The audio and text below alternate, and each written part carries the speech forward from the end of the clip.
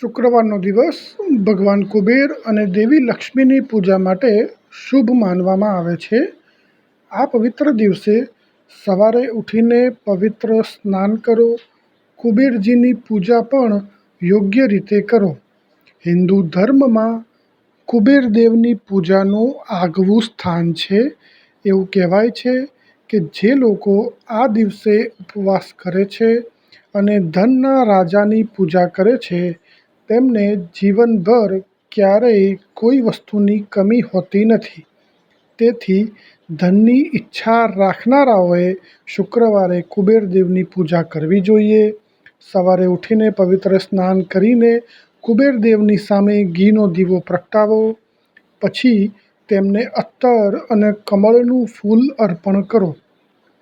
આ પછી કેસરની ખીર ચઢાવો અને કુબેર ચાલીસાનો પાઠ કરો. આ ઉપાય સવાર સાંજ કરો, તેનાથી તમારી આર્થિક સમસ્યાઓ દૂર થઈ જશે.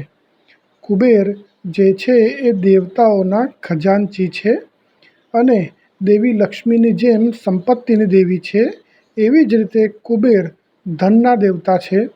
વિષ્ણુ ભગવાને પણ સ્વયં લક્ષ્મીજી સાથે લગ્ન કરવા માટે કુબેર પાસેથી ધન ઉછીનું લીધું હતું.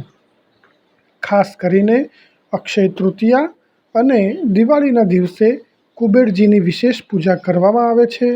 પરંતુ તમે શુક્રવારના દિવસે પણ કુબેરજીની પૂજા કરો અને કુબેર ચાલીસાનો પાઠ કરો તો આવા ઘરમાં ધન સંપત્તિ ક્યારેય ખૂટતી નથી.